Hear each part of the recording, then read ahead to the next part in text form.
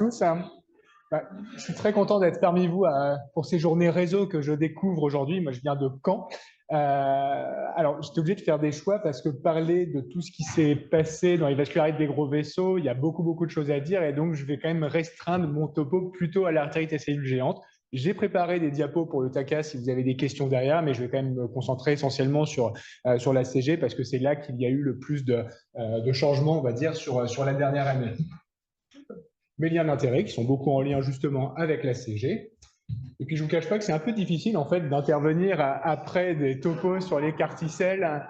C'est beau, c'est moderne, c'est propre. Moi j'arrive tout moche derrière et je vais vous parler de corticoïdes et d'optimisation du traitement par corticoïdes, mais j'ai pas l'impression d'être particulièrement moderne dans l'approche que je vais avoir de ce topo. Je vous prie de m'en excuser. Alors, bien sûr, en fait, les grosses nouveautés qu'il y a eu cette année dans la CG, c'est la mise à jour du PNDS, un PNDS qui datait de 2020, qu'on a remis à jour l'année dernière. Et vous allez voir, il y a pas mal de changements et c'est ces changements que je voudrais vous partager. Alors déjà, on va parler du diagnostic d'une artérite à cellules géantes. Il y a quelques petits points un peu nouveaux, en tout cas sur lesquels on insiste un peu plus. Déjà, je crois que le premier sur lequel il faut insister, c'est la nécessité de mettre en place des filières de prise en charge rapide. Alors, je ne sais pas comment vous êtes structuré à Bordeaux, mais c'est vrai que je crois maintenant dans beaucoup d'hôpitaux, ça se met en place. Il faut qu'il y ait en fait la possibilité pour les médecins de ville qui suspectent le diagnostic ou éventuellement les médecins hospitaliers via l'urgence ophtalmologique ou les urgences, de pouvoir faire rentrer très rapidement le patient dans une filière où il va bénéficier du diagnostic, d'une évaluation et en fonction de la suspicion diagnostique, de démarrer un traitement rapidement, à plus forte raison s'il y a une atteinte ophtalmologique. Et donc ça, pour ça, les médecins vasculaires ou en fonction des villes, ça peut être des internistes qui font de l'échographie, ça peut être des rhumatologues qui font de l'échographie vasculaire, mais en tout cas avoir la compétence de médecine vasculaire, c'est extrêmement utile pour aller faire rapidement une évaluation des artères touchées par la maladie. Rien de neuf. On va parler de vascularite. Alors, je suis content de voir qu'à Bordeaux, on peut vous envoyer toutes les vascularites au néphrologue. Donc, on va envoyer nos orthones au néphrologue également. Mais en tout cas, comme toutes les vascularites, on veut une preuve de biopsie. Et là, en fonction du phénotype du patient, vous avez deux possibilités pour prouver la vascularite. Soit le patient a une forme céphalique de la maladie, on va dire la forme la plus classique. J'ai mal à la tête, j'ai l'hyperesthésie du cuir chevelu. Dans ce cas, on va vouloir prouver la vascularite temporale. Et là, vous avez le choix entre la BAT, toujours, qui reste le gold standard, c'est le seul examen qui permet de dire formellement c'est un Horton, ou l'échodoppler des artères temporales. Je ne parlerai pas de l'IRM ou des PET scans céphaliques parce que c'est encore trop anecdotique, mais dans l'avenir, il se peut qu'on les utilise un peu plus couramment. Un point important, c'est que si vous faites de l'échodoppler, et il y a des centres maintenant qui ne font plus que ça, qui ont banni la BAT parce qu'ils ont une confiance dans le Doppler suffisant. Nous, à Caen, par exemple, c'est pas encore le cas et on fait les deux examens. Mais en tout cas, si vous avez des médecins vasculaires qui font ces examens, il faut bien qu'ils regardent toujours les artères temporales et les artères axillaires et notamment, il y a une très bonne corrélation entre l'atteinte des artères axillaires et l'atteinte des gros vaisseaux. Enfin, dernière chose, si le patient a déjà commencé des corticoïdes parce qu'il vient par exemple de la ville et que le médecin traitant a préféré commencer les corticoïdes, il faut garder en tête que le Doppler se négative assez rapidement de l'ordre de quelques jours, alors que la BAT peut rester positive beaucoup plus longtemps. Et puis l'autre phénotype, c'est les patients qui ont une atteinte plutôt sur les gros vaisseaux, qui ont parfois moins d'atteinte céphalique. Et là aussi, une des nouveautés du PNDS, c'est qu'on peut dire qu'on peut retenir le diagnostic d'artérite à cellules géantes si le patient a une preuve de vascularite sur les gros vaisseaux. Et globalement, chez un patient de plus de 50 ans qui a un syndrome inflammatoire biologique, chez qui vous mettez en évidence une belle aortite comme sur cette imagerie, ou une atteinte inflammatoire sur la tête des artères sous-clavières, il n'y a globalement pas beaucoup d'autres diagnostics qui donnent ça, et à quelques raisons près. Il faut bien sûr aller évoquer les diagnostics secondaires de vascularite, mais globalement, la plupart du temps, vous serez sur un tableau d'artérite à cellules géantes. Et en tout cas, si vous avez cette preuve de vascularite des gros vaisseaux, on peut surseoir à la BAT ou l'exploration des artères temporales parce qu'on a suffisamment de biscuits pour dire que c'est un Horton chez un patient de plus de 50 ans avec un syndrome inflammatoire biologique. Donc finalement, le choix des examens et la démarche diagnostique que vous allez avoir, elle va dépendre de deux choses. D'un côté, le phénotype radioclinique du patient. Est-ce qu'il est plutôt céphalique? Est-ce qu'il est plutôt systémique? Est-ce qu'il a une claudication de Mans? Est-ce qu'il a une PPR? Et de l'autre côté, bien évidemment, le plateau technique que vous avez à disposition. Par exemple, pour les gros vaisseaux, on a le PET scan, l'angioscanner ou l'angio-IRM. Nous, à Caen, maintenant, on a très facilement des PET scans. L'angio-IRM, c'est une catastrophe, donc l'angio-IRM, on ne l'utilise absolument jamais. Deuxième point, et c'est peut-être le premier coup de poing que je voudrais passer un petit peu de ce PNDS, premier message fort à garder. Même si vous avez une preuve de vascularite sur une BAT, sur un écho-doppler des artères temporales, faites quand même une imagerie des gros vaisseaux. Je me rappelle, en 2020, j'avais participé au PNDS à l'époque, et je me rappelle qu'il y avait des discussions assez vives pour dire qu'il faut faire ou non une imagerie des gros vaisseaux au diagnostic. Et le consensus, c'était de dire, bah non, on fait une imagerie des gros vaisseaux quand le patient devient corticodépendant, qu'il rechute, parce que c'est là qu'on va souvent mettre en évidence une aortite. Maintenant, on rétrograde un petit peu ça en disant que tous les patients doivent bénéficier d'une imagerie des gros vaisseaux pour aller chercher l'aortite ou l'atteinte des gros vaisseaux. Et ça, on l'avait montré il y a quelques années dans un travail rétrospectif multicentrique. Quand vous avez une atteinte des gros vaisseaux, vous dilatez au niveau de l'aorte plus souvent et plus précocement que s'il n'y a pas d'atteinte des gros vaisseaux. Et ça a été magnifiquement confirmé l'année dernière dans un papier publié dans Annals of Internal Medicine, l'équipe de Daniel Buchman à Louvain, où ils ont montré de manière prospective, je ne sais pas si vous vous rendez compte de montrer ça de manière prospective, ils ont pris 106 patients qui ont bénéficié d'un PET scan au diagnostic et ils ont suivi prospectivement ces patients en comparant PET scan positif, PET scan négatif. Et globalement, ils ont confirmé ce qu'on avait montré rétrospectivement. Les patients avec un PET scan positif dilatent davantage au niveau de l'aorte et cette dilatation, elle est d'autant plus marquée que l'inflammation vasculaire est importante au PET scan. De manière visuelle, ça donne ça. Envers les patients qui ont un PET scan positif ont un volume aortique plus important que ceux qui ont un PET scan négatif. Et donc, on a également des études, alors il y a beaucoup d'études maintenant qui le montrent, j'aime bien cette étude qui commence à dater, mais qui est une étude populationnelle, qui montre que si vous êtes un patient orthone avec une atteinte des gros vaisseaux, vous avez une mortalité accrue par rapport à la population générale, à la fois liée aux complications aortiques, dissection, etc., mais également une mortalité cardiovasculaire, infarctus du myocarde, AVC, plus marquée. Donc, ça a un impact pronostic d'avoir une atteinte des gros vaisseaux, d'où l'importance de le savoir dès le diagnostic. Voilà ce que je voudrais vous dire sur l'atteinte, on va dire le diagnostic de la maladie. On va maintenant parler plus de traitement parce que c'est là qu'il y a beaucoup de choses qui changent. Déjà, je rappelle ce qu'on faisait avant. C'est important de revoir un peu d'où on vient pour savoir où on va. Et on avait globalement des recommandations françaises, mais européennes, société britannique, les recommandations de Lelard qui étaient assez dirigistes et qui disaient un Orton, c'est au moins 18 mois de corticoïdes. Et quand on regardait les cohortes françaises de patients avec une maladie de Orton, ils étaient globalement traités entre 22 et 24 mois en moyenne de corticoïdes. Et donc ça, c'était vraiment le dogme pendant des décennies de traiter aussi longtemps les patients, parce que c'est des patients qui rechutent beaucoup et j'ai conscience que à la rechute, on augmente les doses de corticoïdes et donc on allonge de facto la durée d'exposition. Je ne vais pas vous faire tout un laïus sur les corticoïdes, on en parlait avec les vascularités en cas et finalement dans toutes les maladies inflammatoires, on se rend compte que les corticoïdes, c'est génial, ça je ne dirais pas le contraire, mais par contre, il faut peut-être essayer d'avoir la un peu moins lourde et peut-être d'exposer un peu moins les patients à la molécule. Et globalement, on a des études de registre et il y a beaucoup d'études maintenant, je vous montre celle-là, où globalement, plus vous allez cumuler des grammes de corticoïdes, plus vous allez augmenter le risque de comorbidité liée à la corticothérapie. D'où la velléité de vouloir un peu réduire cette exposition aux corticoïdes. Maintenant, ce que le PNDS dit, c'est ça. La première chose, c'est qu'on oublie les 0,7 mg/kg, les 1 mg/kg qu'on faisait avant. C'est pratique, c'est didactique et c'est assez facile, mais globalement, ça repose sur rien. Il y a vraiment zéro étude qui montre que mettre 1 mg/kg par rapport à 0,7 mg/kg parce que le patient a une atteinte ophtalmologique, ça fait mieux. Ça rassure le médecin, mais ça n'a pas vraiment d'impact et c'est pas réellement, ça n'a jamais été prouvé que ça marche mieux. Donc maintenant, on dit l'induction corticoïde dans une maladie de Horton, c'est entre 40 et 80 mg. Et de manière très schématique, c'est un petit poids. Vous mettez 40 mg, c'est un poids normal, 60 mg, c'est un gros format. Vous mettez 80 mg, point barre. On ne met pas plus de 80 mg, ça ne sert à rien.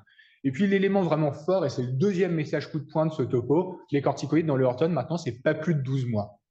Et ça, vraiment, c'est un gros changement et les plus vieux d'entre nous ont du mal avec cette possibilité, mais je peux vous garantir pour voir beaucoup de patients que c'est tout à fait possible de traiter des patients avec moins de 12 mois de corticoïdes.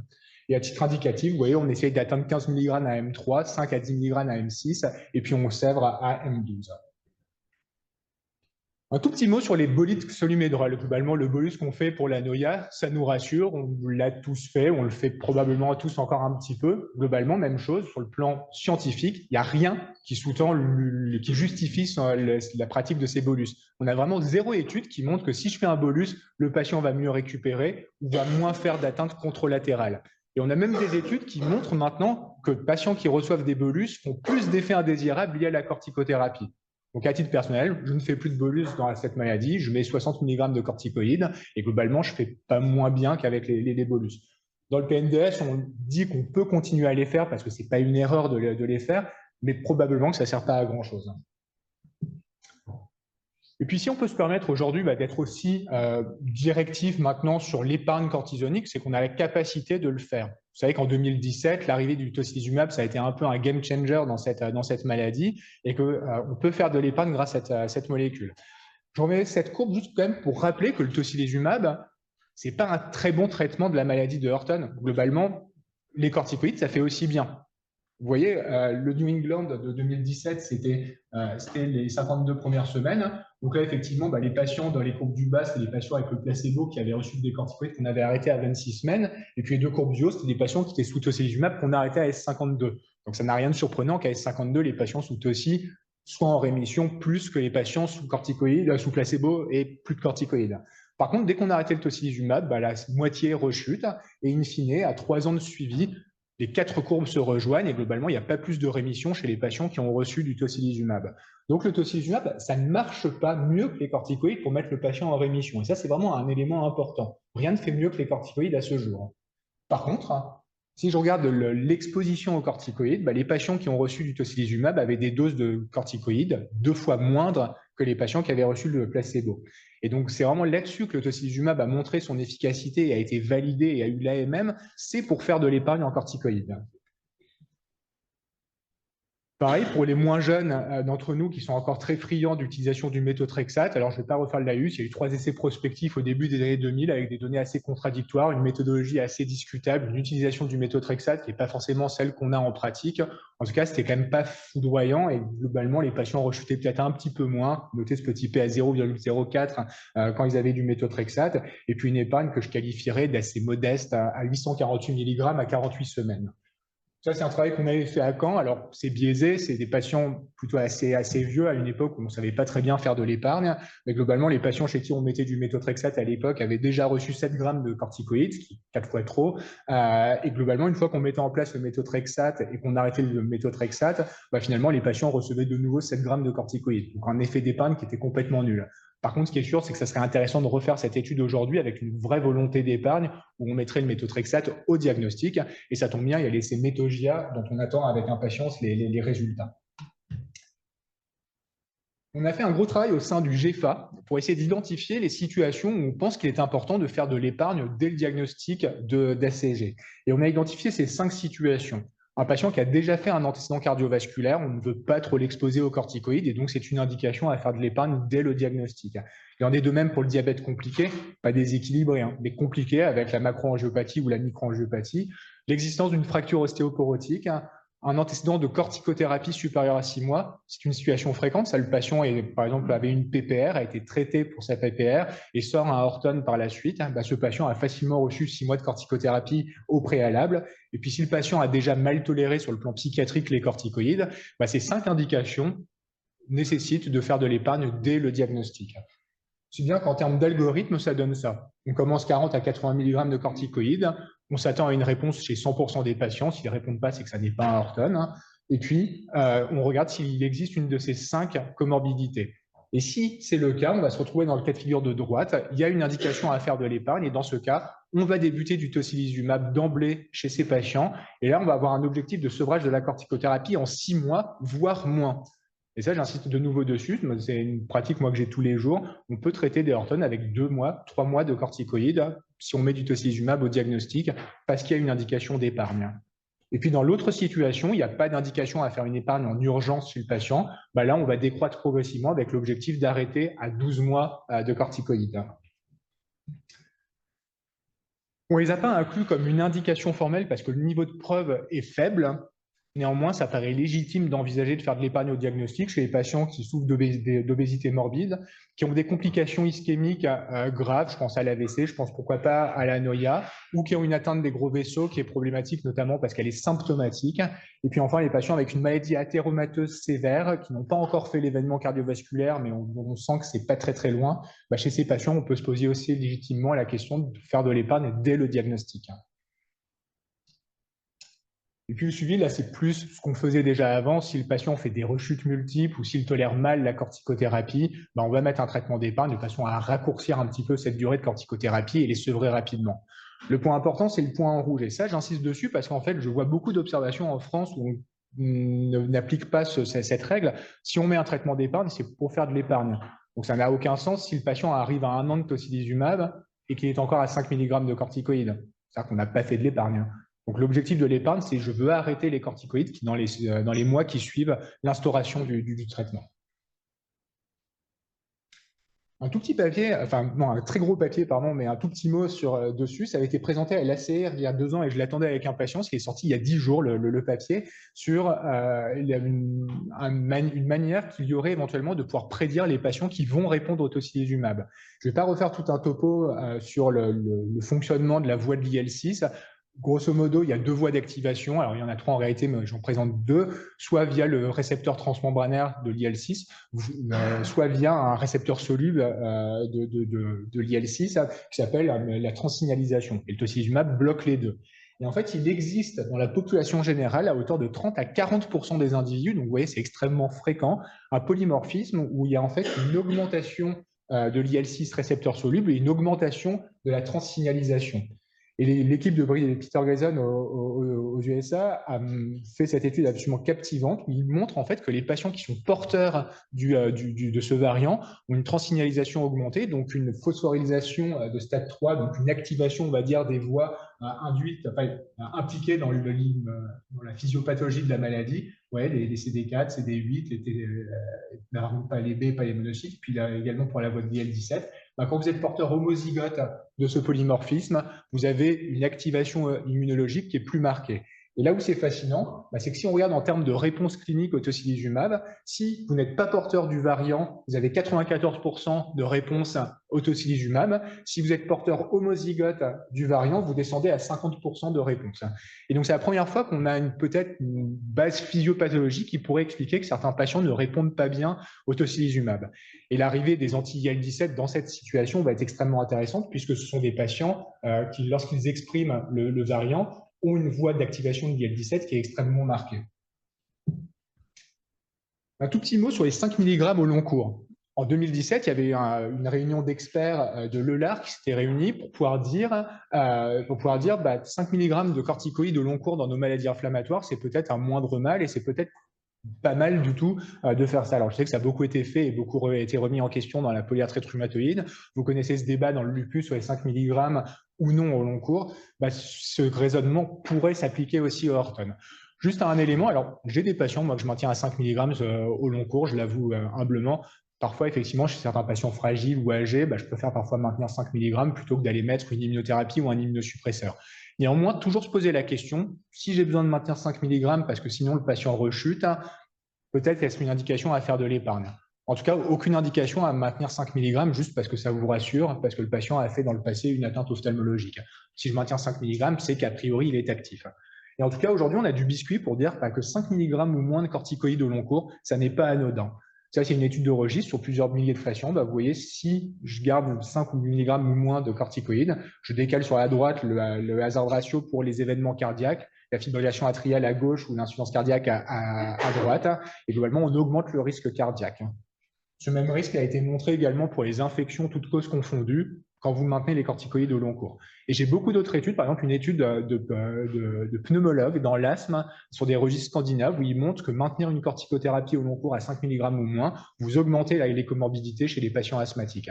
Donc vraiment, ça, c'est des données qui commencent à sortir. Ça n'est pas anodin de maintenir ces faibles doses de corticoïdes au long cours. Et si on peut essayer de l'éviter, il le faut. Un tout petit mot sur le suivi. Alors là, je sors du cadre du PNDS parce que c'est un peu plus difficile de se prononcer dessus. Je voudrais parler de la TEP parce qu'on en a l'expérience convaincante, on l'utilise beaucoup et j'imagine que vous devez beaucoup l'utiliser aussi parce que c'est un examen qui est quand même assez merveilleux pour montrer l'atteinte des gros vaisseaux. On est un peu moins confortable pour la TEP au suivi.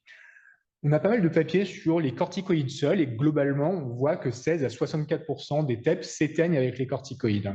Ça fait un range qui est assez vaste, mais en tout cas, on peut éteindre de la TEP avec des corticoïdes.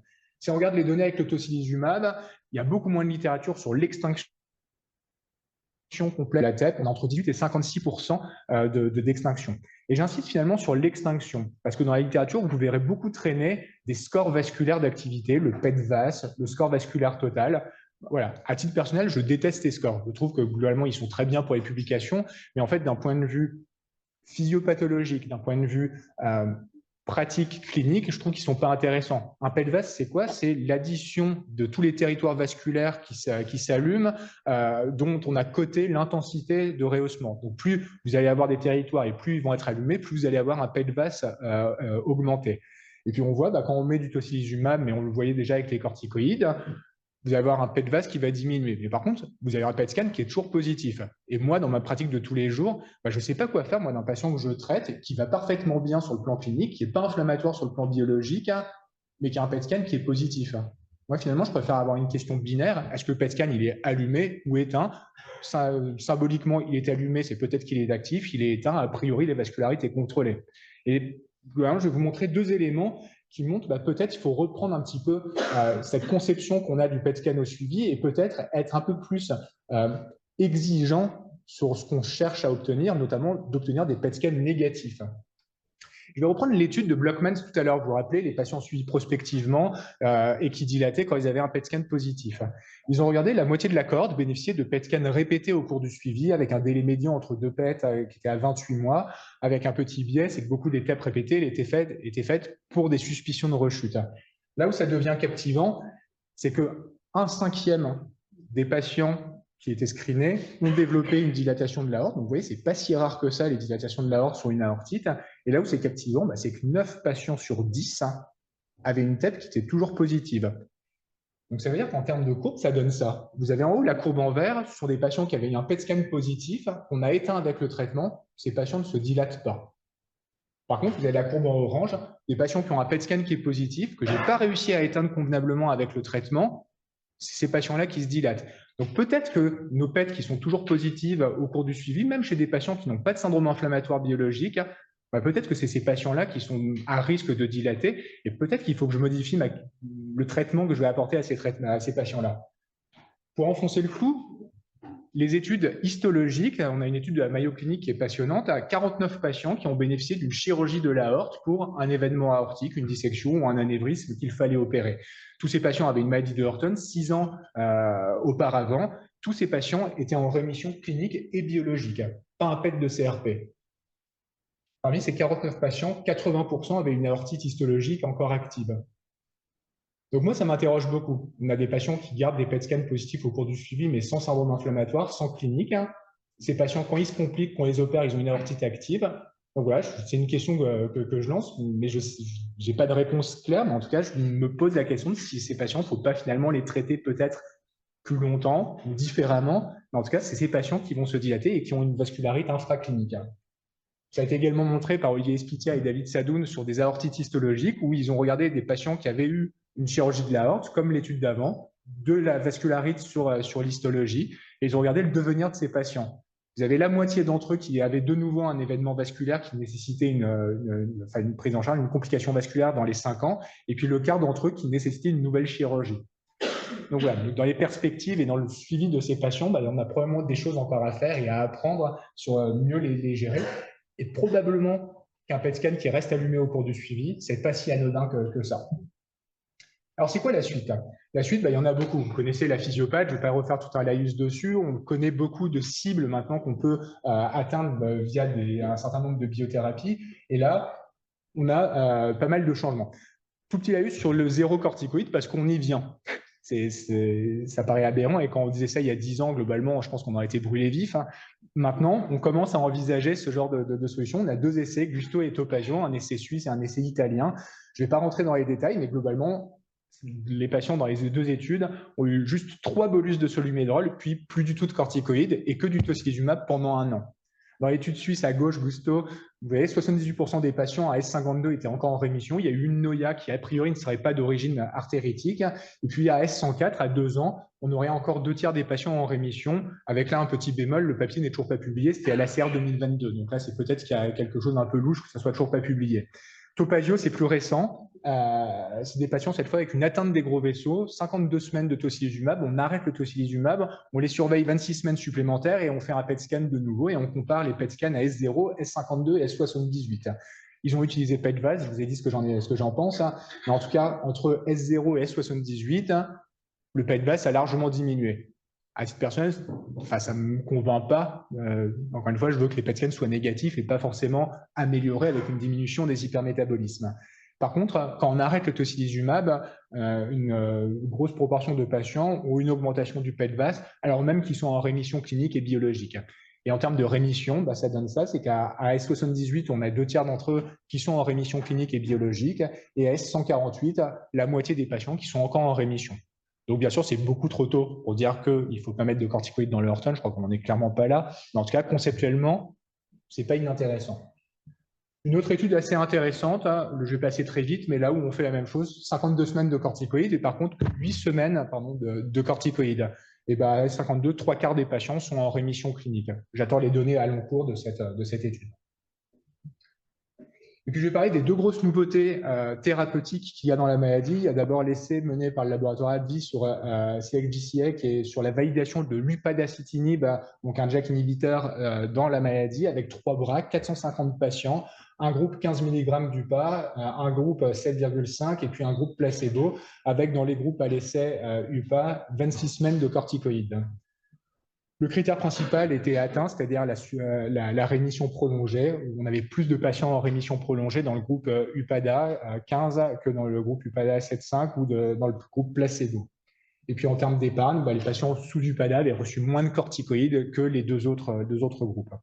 Et vous savez, on a toujours une certaine frilosité par rapport au JAK inhibiteur là, depuis les données de oral surveillance, etc.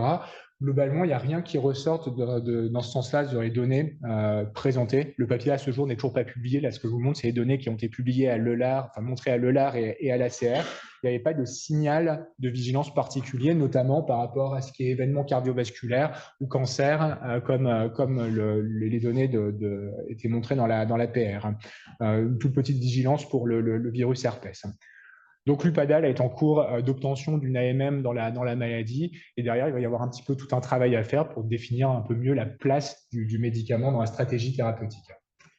La deuxième nouveauté, c'est l'utilisation des anti-IL-17, le sécukinumab dans la maladie. Il y avait Titane, l'essai de phase 2 qui a été publié dans le Lancet Rheumatology, où a été évalué le Cosentyx 300 mg selon un schéma classique avec 26 semaines de corticoïdes versus placebo. Et là aussi, le critère principal était obtenu. Les patients qui recevaient le sécukinumab faisaient moins de rechutes et avaient des doses cumulées de corticoïdes qui étaient moindres.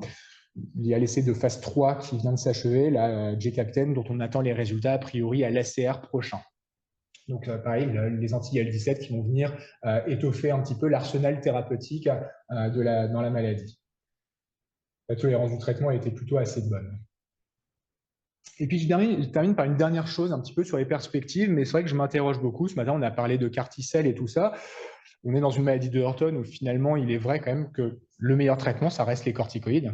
Très clairement, il n'y a pas de médicaments qui agissent de manière plus efficace pour contrôler la maladie. Par contre, il faut clairement qu'on améliore notre gestion du traitement. Et je pense que c'est notre devoir de médecins, de chercheurs aussi, de commencer à réfléchir un peu plus profondément aussi à l'impact médico-économique de tout ce qu'on prône. Je suis le premier là, à vous avoir montré qu'il fallait mettre des biothérapies, qu'il fallait faire de l'épargne. On a parlé des CAR-T-cell avant et tout ça. Mais je pense que c'est important qu'on commence à faire aussi des études médico-économiques. Voilà, on parle des corticoïdes et à ce jour, par exemple, je n'ai aucune idée du poids des comorbidités liées à la corticothérapie, c'est-à-dire qu'on mettait 2 ans, 3 ans de corticoïdes aux patients, qu'ils arrivaient, qu'ils étaient fracturés, qu'ils décompensaient un diabète, qu'ils s'infectaient. Tout ça, c'est un coût, mais qu'on ne connaît pas, qu'on essaye d'épargner avec les traitements d'épargne. Finalement, mis bout à bout avec les traitements d'épargne, est-ce qu'on retombe sur nos pieds? Enfin voilà, je pense qu'il est nécessaire qu'on fasse des vraies études médico-économiques aussi pour qu'on voit un petit peu l'impact financier de nos décisions thérapeutiques. En conclusion, le diagnostic d'artérite à cellules géantes, ça reste une preuve de vascularite temporale ou des gros vaisseaux, en essayant de privilégier les filières rapides. On utilise l'histole, l'écho-doppler ou les gros vaisseaux, l'imagerie des gros vaisseaux. Les corticoïdes, ça reste actuellement le meilleur traitement d'induction. Par contre, moins de 12 mois, voire 6 mois si vous faites de l'épargne. Toujours penser à l'épargne en corticoïdes. S'il y a une atteinte des gros vaisseaux, on surveille le calibre aortique. Je n'ai pas d'éléments vraiment très scientifiques pour vous dire comment les surveiller, mais je pense faire au moins une échographie cardiaque annuelle chez ces patients, ce n'est pas aberrant, c'est une population âgée qui a souvent des facteurs de risque cardiovasculaire et comme il se dilate la plupart du temps au niveau de la horte thoracique, vous le capturez très bien avec une échocar. Et puis les perspectives, elles sont nombreuses et c'est ça qui rend aussi cette maladie aussi passionnante et aussi intéressante parce qu'il y a beaucoup de choses qui évoluent vite. On va optimiser la gestion des traitements, corticoïdes, tocilizumab. On va améliorer le suivi des patients via des biomarqueurs ou de l'imagerie. Et puis, on a des nouvelles thérapeutiques qui arrivent, les anti-JAK ou les anti-IL-17 ou des schémas très allégés en corticoïdes. Et puis, il reste des questions aussi de fond extrêmement importantes. Qu'est-ce qu'on fait d'une TEP qui reste positive au cours du suivi chez un patient qui n'a pas de symptômes cliniques ou de syndrome inflammatoire biologique?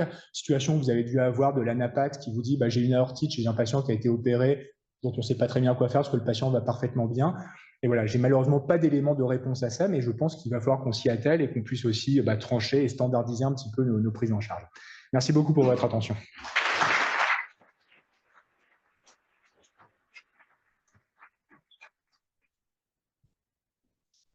Merci beaucoup. Est-ce qu'il y a des questions? Oui. Merci pour cette présentation qui a été clairement appréciée. J'avais deux questions. La première, en fait, c'est la problématique du tocilizumab et de la CRP. On a du mal à évaluer.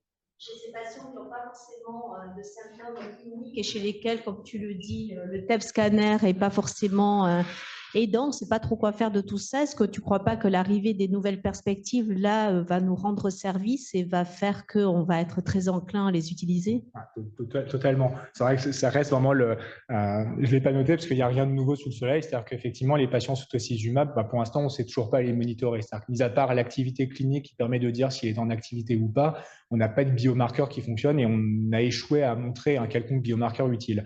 Ce qui a l'air d'être le mieux, ça reste le PET scan, mais c'est dans le cas très particulier d'un patient qui a déjà une atteinte des gros vaisseaux.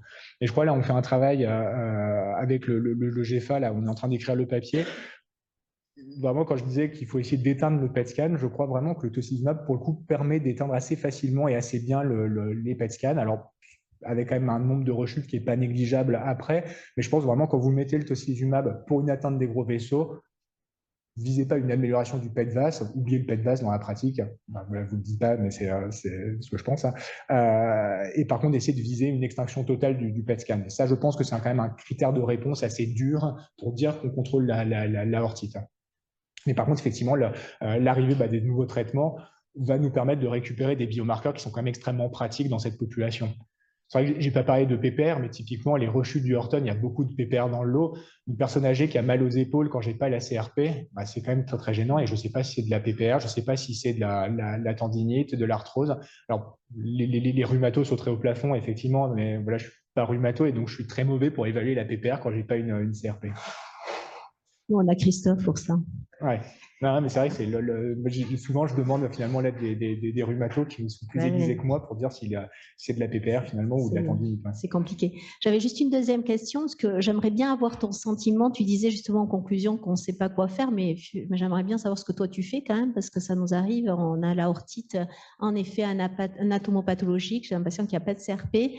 On travaille beaucoup avec les vasculaires et l'équipe d'infectiologie de Pellegrin, qui a un énorme recrutement autour des aortites. Donc, on est beaucoup sollicité en médecine interne autour de tout ça. Je suis bien embêtée. Qu'est-ce que tu proposes? Alors, c'est vraiment, c'est de la cuisine maison. Donc, ça, je ne sais pas s'il faut faire ça et j'ai peut-être tort. Il y a 5 siècles, j'aurais dit que la Terre était plate, ça choquait personne et pourtant j'avais tort. Mais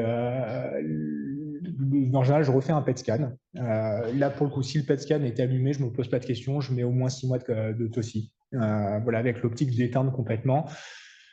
La aortite histologique avec un PET scan qui est éteint, je suis très, très, très ennuyé. Pour l'instant, j'ai du mal à dire que je vais les traiter parce que le patient va bien, il est para-inflammatoire. Et d'un autre côté, on sait que c'est des patients qui ont un risque sur 2 de faire un nouvel événement vasculaire, qui peuvent redilater, qui a de l'aortite histologique. Peut-être qu'il faut les traiter. Mais j'ai du mal pour l'instant à le recommander en pratique. Quand le PET est positif, je n'ai pas d'hésitation. Merci. J'ai une petite question en montant pour le donner.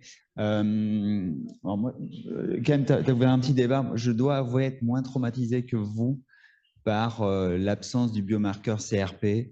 Ça fait 10-15 ans qu'on gère ça avec la polyarthrite rhumatoïde. Je crois que ça ne nous gêne pas plus que ça, mais je déjà débattu avec Maxime là-dessus. Et avant de filer le micro, puisque vous me lancez sur la la PP. Qu'est-ce que tu penses des données brestoises, donc avec Sémaphore et Bachelor? Et moi, je trouve ça assez intéressant où Sémaphore, en fait, ils finissent par arrêter le TOSI et ils voient que les patients rechutent de manière non négligeable. Et en revanche, dans Bachelor, où ils arrêtent le baricitinib, il n'y a pas trop de rechute. Et donc, l'explication des Brestois, c'est plutôt, c'est pas vraiment la molécule, mais c'est plutôt Bachelor, c'est des PPR précoces. Sémaphore, c'est des PPR qui ont rechuté à la décroissance des corticoïdes et donc des PPR anciennes. Est-ce que tu penses qu'il y a une espèce de fenêtre d'opportunité? Je vais modérer ma réponse.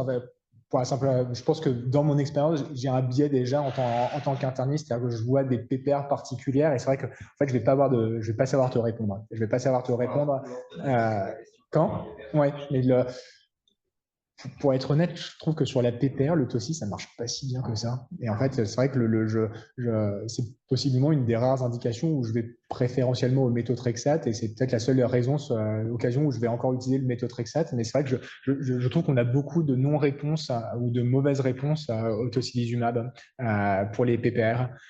Donc voilà, j'ai l'impression qu'effectivement, plus la PPR va traîner dans le temps, plus on va avoir du mal de toute manière à la mettre en rémission. Et souvent, les patients orthogonaux avec une PPR qui traîne, c'est ceux-là qui rechutent tout le temps.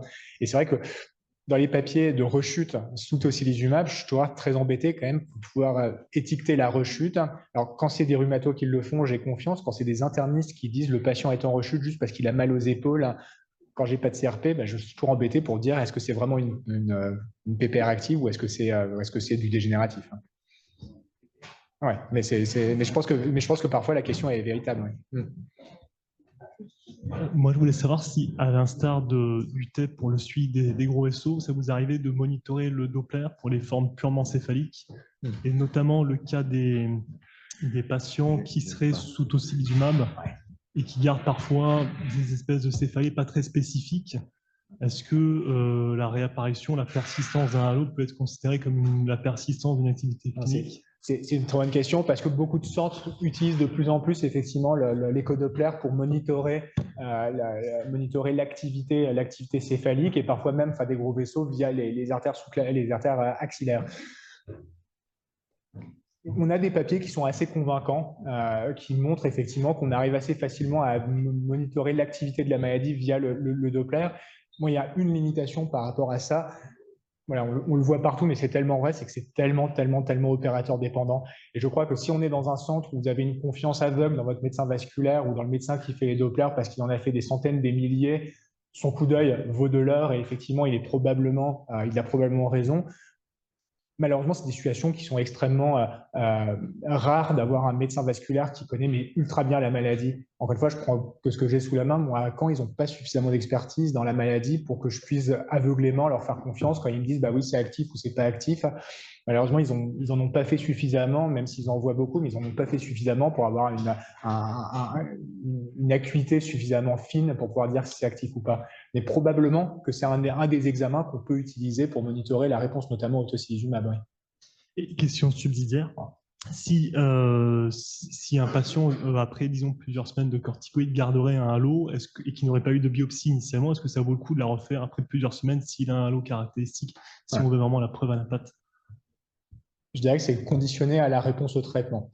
Si vous êtes plusieurs semaines après à vous poser de faire une biopsie d'artère temporale, c'est possiblement soit qu'il est encore symptomatique ou encore inflammatoire. Globalement, si vous avez mis 60 mg de corticoïdes, enfin l'équivalent de 0,7 ou 1 mg kilo et que le patient est toujours symptomatique, je pense qu'en fait, ça a valeur de diagnostic pour dire que ça n'est pas un Horton. Globalement, enfin vraiment, je pense qu'il y a toujours des histoires de chasse, mais un Horton, c'est dans 100% des cas corticosensible, et un Horton qui ne répond pas à une bonne dose de corticoïdes, c'est que c'est autre chose. Donc oui, dans ce cas, la BAT, elle peut être utile, et là, c'est dans ces situations-là qu'on va tomber en fait sur d'autres vascularites, des vascularites nécrosantes, de l'amylose. Voilà, moi j'ai des cas de Wegener découverts comme ça sur des biopsies d'artère temporale. Donc je pense que ça peut être intéressant si le patient est très céphalalgique, qu'il a toujours le halo et qu'il ne semble pas répondre comme il devrait répondre, d'aller chercher une autre vascularite sur la BAT. Ouais. question tout en haut. Oui, merci beaucoup pour la présentation qui était super claire. Sur le commentaire que la PPR serait peut-être différente du Horton, moi je n'ai pas du tout mon impression, donc je suis rhumatologue, et l'impression que j'ai, c'est que les PPR qui rechutent une fois sur deux ne sont plus des PPR. Ce sont des gens qui ont des pathologies de coiffe, surtout volontiers âgés, et on passe beaucoup de temps à requalifier, alors pas forcément à infirmer complètement le diagnostic, mais à dire que les douleurs qui persistent ne correspondent pas à la persistance de la maladie inflammatoire. Mais globalement, je trouve que le tocilizumab, les traitements ciblés marchent très bien dans la PPR. Et chez les gens qui restent symptomatiques, il faut vérifier que c'est bien le même mécanisme et pas autre chose. Merci beaucoup, parce que ça confirme l'impression que j'ai. Et là, pour le coup, mon manque peut-être d'acuité clinique pour pouvoir dire avec certitude, en fait, le patient que je vois, c'est effectivement là maintenant de la tendinite et c'est plus de la PPR. Mais je suis totalement d'accord avec vous. Juste une réflexion et un commentaire autour en fait du PET scan qui reste allumé. Donc globalement, on a beaucoup entendu parler ce matin de traitements anticancéreux à travers les CAR-T-cells. C'était la première présentation. On parle de rémission, de traitement d'attaque. Et peut-être dans le domaine des maladies inflammatoires, ce qui manque, c'est la notion de maladie résiduelle. Alors je vais planter le décor dans le domaine du lupus. On peut très bien avoir un lupus complètement asymptomatique avec un C4 qui reste parfaitement bas, éventuellement quelques cytopénies. Et se pose la question de la signification, de l'explication de ça. Bon, la plupart du temps, on ne l'a pas, et des conséquences potentielles. Et donc, je pense que si on avait la notion de maladie résiduelle, fût-elle histologique ou bien biologique, on aurait la possibilité de se donner les moyens, à partir du moment où on est capable de quantifier cette maladie résiduelle, de peut-être faire des essais cliniques, parce que je pense que la maladie résiduelle, le prix à payer, c'est sur le long terme. Je ne sais pas quels seraient vos commentaires là-dessus. Ouais, vous avez totalement raison. Là, il y a quelques années, ça fait pas mal d'années que je travaille sur le PET scan dans la maladie, et sur les papiers qu'on écrivait à l'époque, j'avais fait en 2017 ou 2018 une étude où on regardait justement la persistance des PET scans positifs chez des patients traités par corticoïdes. Et c'était assez dramatique. 80% des patients gardaient un PET scan positif. Et à l'époque, comme ils n'étaient pas actifs sur le plan clinique ou biologique, c'est exactement ce que vous décrivez. On disait soit c'est de la maladie résiduelle, soit c'est du remodelage vasculaire ou des phénomènes cicatriciels, des phénomènes de fibrose qui fixent du FDG. La réalité, c'est qu'on n'en savait strictement rien, et donc on justifiait le fait que le PET scan puisse rester positif comme ça à cause de ces phénomènes. Aujourd'hui, l'étude de Blockmans, les études histologiques qu'on n'avait pas à l'époque, remettent en cause un petit peu ça et soulignent davantage peut-être effectivement cette maladie résiduelle. Et je suis entièrement d'accord avec vous, je pense qu'il faut qu'on mène des études sur cette population particulière de patients et qu'on détermine si oui, il faut les traiter différemment, s'il faut les traiter. Après, j'aurais quand même tendance à dire que oui, il y a probablement un rationnel à les traiter, oui. Il n'y a pas d'autres questions? Moi, j'ai juste une dernière, peut-être une frustration. Pourquoi on n'a pas parlé du Rhum? Ouais, c'est vrai, c'est une bonne question. Et je sais pas pourquoi il n'y a pas d'atteinte rénale alors, d'atteinte glomérulaire, ça on le comprend bien, mais pourquoi il n'y a pas d'atteinte des artères rénales comme on l'observe sur le Takayasu? Parce qu'après tout, dans le Horton, on voit des atteintes des artères mésentériques, on voit des atteintes des artères hépatiques. Donc, on a des vascularites, des artères à destinée viscérale. Donc, on pourrait penser qu'il pourrait y avoir des atteintes des artères rénales, et pourtant, je n'en ai jamais vu. Et je pense que les quelques histoires qui traînent sur PubMed, c'est vraiment des histoires de chasse ou c'est des vieux Takayasu. Donc, je ne sais pas. Peut-être que dans la salle, quelqu'un a une idée physiopathologique, parce que personnellement, je n'en ai pas. Mais c'est vrai que c'est un organe qui n'est jamais touché dans le Horton. Même pas d'hypertension, rien.